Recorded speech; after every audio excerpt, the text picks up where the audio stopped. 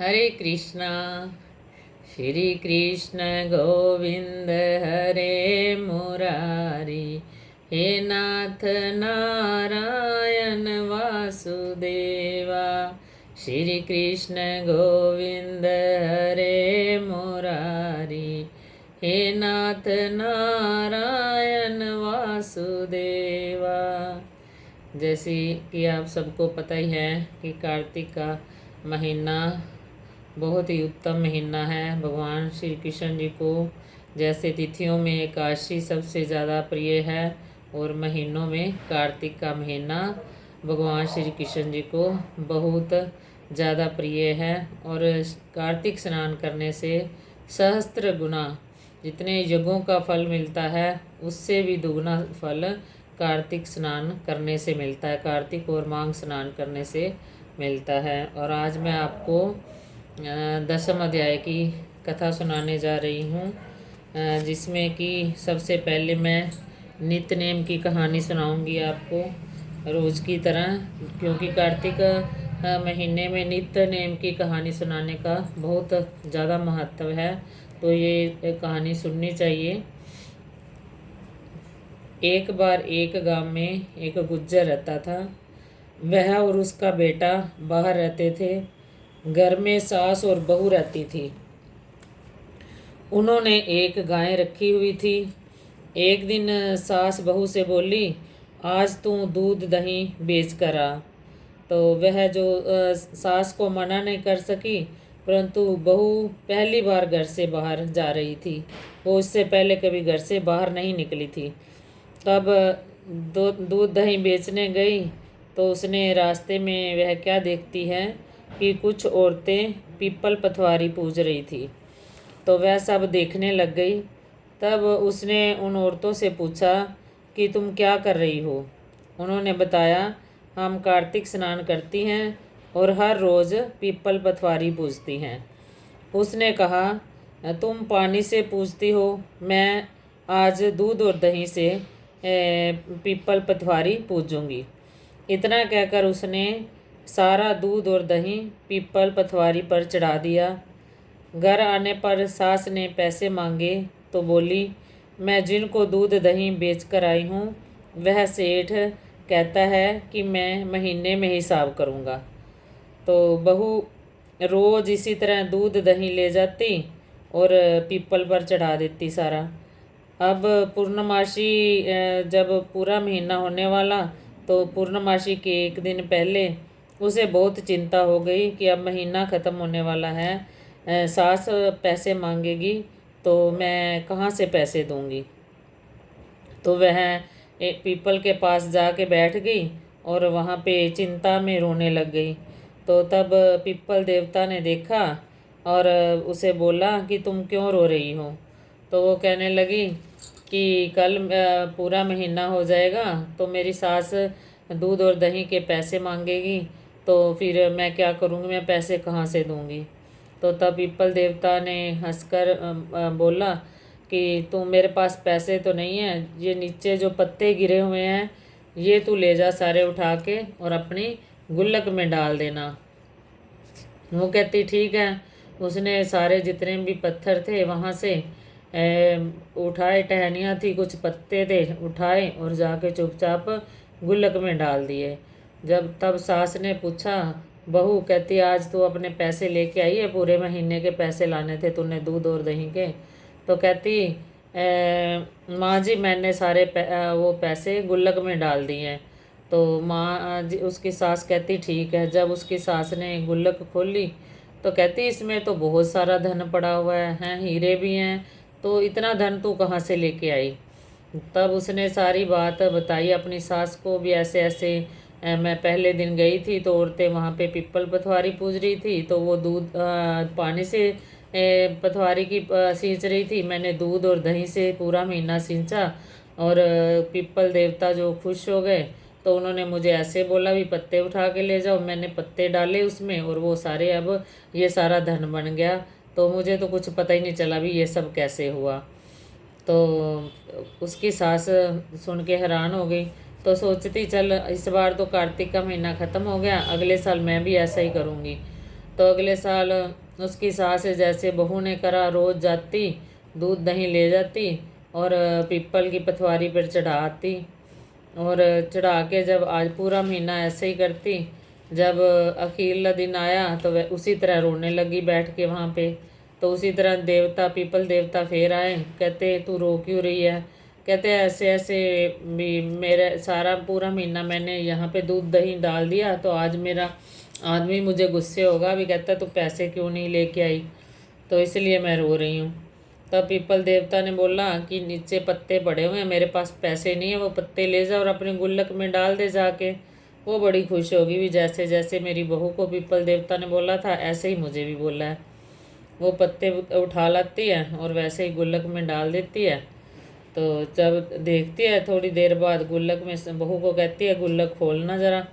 तो उसकी बहू गुल्लक खोलती है तो उसमें सारे कीड़े मकोड़े होते हैं। वो डर जाती है, कहती ये क्या? तो कहते ये क्या हुआ भी, इसमें तो कीड़े मकोड़े आ गए हैं, उसकी सास कहती है। तो उसी टाइम कार्तिक देवता प्रकट होते हैं। तो कहते हैं तेरी बहू ने तो इतनी मतलब कि बिना लालच के, उसे कोई लालच नहीं था, श्रद्धा से उसने कार्तिक का स्नान किया, और तूने जो है अपने लालच में, पैसों के लालच में दूध दही पीपल पर चढ़ाया, इसलिए तुझे ये सब, तेरे साथ ये सब हुआ है। जैसा बहू के साथ हुआ भगवान सबके साथ करे, और जैसा सास के साथ हुआ परमात्मा किसी के साथ भी ना करे। बोल बांके बिहारी लाल की जय। अब मैं आपको 10वें अध्याय की कथा सुनाने जा रही हूँ। कल आपने सुना था जलंधर का किस तरह से जन्म हुआ, शिव जी के मस्तक से जो दिव्य प्रकाश निकला था, उन्होंने उसे समुद्र में फेंक दिया, और वो प्रकाश जो था ज्योति ज्योति नेत्रों से वो ब्रह्मा की गोदी में जा गिरी, संगम पे समुद्र में संगम में जा गिरी, और वो बाल रूप बन के रोने लगी, और इस तरह जलंधर का जन्म हुआ।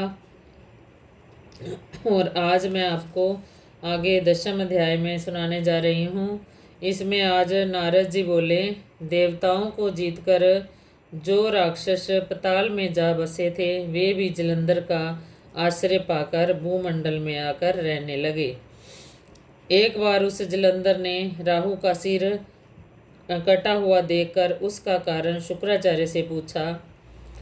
तब उसने देवताओं ने समुद्र मंथन किया और 14 रत्नों के हरने की कथा तथा दैत्यों के पराक्रम का सब वृतांत कह सुनाया। जब जलंधर ने राहु के सिर कटे को देखकर उसका कारण उनके गुरु थे शुक्राचार्य, उससे पूछा। तब शुक्राचार्य जी ने सारा वृत्तांत देवताओं का बता दिया, समुद्र मंथन तक जो कुछ हुआ था, रत्नों को भरने का सब कुछ जलंधर को बता दिया। तब तो जो जलंधर था अपने पिता सागर के मंथन की बात सुनकर क्रोध से लाल लाल आंख करके गस्मर नामक अपने दूत को स्वर्ग भेजा। वह दूत स्वर्ग में जाकर सुधर्मा सभा में प्रवेश कर अखर्व मौलिक वाक्य कहता हुआ इंद्र से बोला, सागर के पुत्र जलंधर ने अपना दूत बनाकर मुझे भेजा है। उसने जो कहा है वह सुनिए। तुमने मेरे पिता समुद्र को कैसे मथा, और वहाँ से निकले हुए रत्नों को जो तुम ले आए हो उन्हें दे दो। इस प्रकार दूत का वचन सुन विस्मय होकर भय और रोष से इस गस्मर से कहने लगा। इंद्र बोले, हे दूत, हमने जो सागर का मंथन किया था सो सुनो। पहले मेरे से डरे हुए पर्वत सागर अपनी कुशी में छिपा लिए थे, और बहुत से दैत्यों की उसने रक्षा की थी। उससे मैंने भी उनके रत्न हर लिए। पहले सागर का पुत्र शंखासुर ने भी देवताओं से बैर करता था, वह भी समुद्र के भीतर छिप गया। उसका मेरे छोटे भाई ने निहित किया। अब तुम जाओ और समुद्र मथने का समाचार जलंधर से कहो। नारद जी बोले। तब वह दूत इंद्र से विदा हो पृथ्वी पर आया और इंद्र का सब वृत्तांत जलंधर से कहा। यह सुनकर दैत्य क्रोध से कांपता हुआ देवताओं को जीतने के विचार से चारों दिशाओं तथा पताल से करोड़ों दैत्य शुंभ निशुंभ आदि सेनाओं को लेकर आते हुए उस दैत्य ने स्वर्ग में जाकर नंदन वन में अधिकार कर लिया। तब तो देवता भी अपने अस्त्र शस्त्रों सहित अमरावती से बाहर निकले और देवता और दानवों में घोर युद्ध हुआ। मूसल, परिघ, बाण, गदा, बर्छी, फरसा आदि शास्त्रों से एक दूसरे को मारते हुए दोनों तरफ के हाथी, घोड़ा सवार आदि के मरने से वहाँ रुधिर की धारा बहने लगी तथा सायंकाल के बादलों की तरह वह रणभूमि में शोभा दे रही थी। और युद्ध में जितने दैत्य मरे उन सब को शुक्राचार्य ने मृत संजीवनी जल वर्षा कर दोबारा जिंदा कर दिया। इधर बृहस्पति जी ने भी सब देवताओं को जीवित कर दिया। देवताओं को पुनीत जीवित देख जलंधर शुक्राचार्य से कहने लगा कि हमारे मारे हुए देवता फिर कैसे जी उठे। आपकी यह मृत संजीवनी विद्या तो और किसी सुनी नहीं है। तब शुक्राचार्य जी बोले, बृहस्पति ने द्रोणाचार्य से दिव्य औषधियां मंगाकर इन देवताओं को जिला दिया है, इसलिए तुम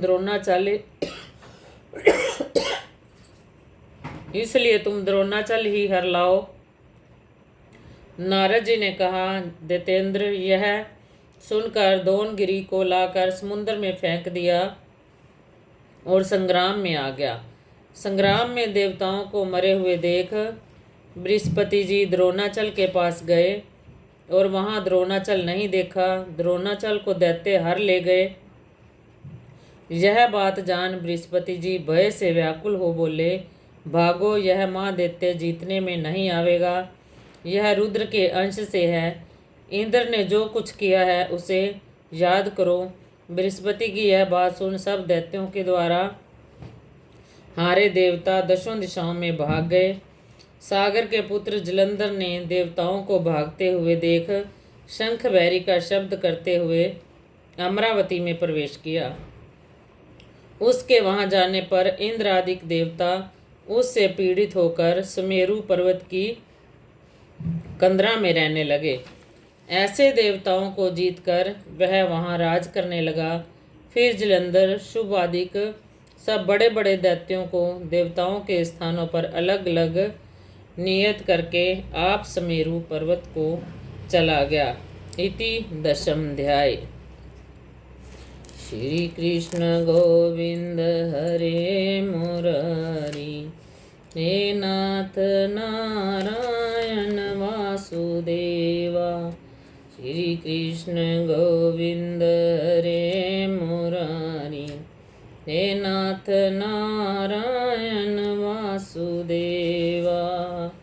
बोल बांके बिहारी लाल की जय, बोल कार्तिक मातम की जय, बोल तुलसा मैया की जय, बोल विष्णु भगवान की जय।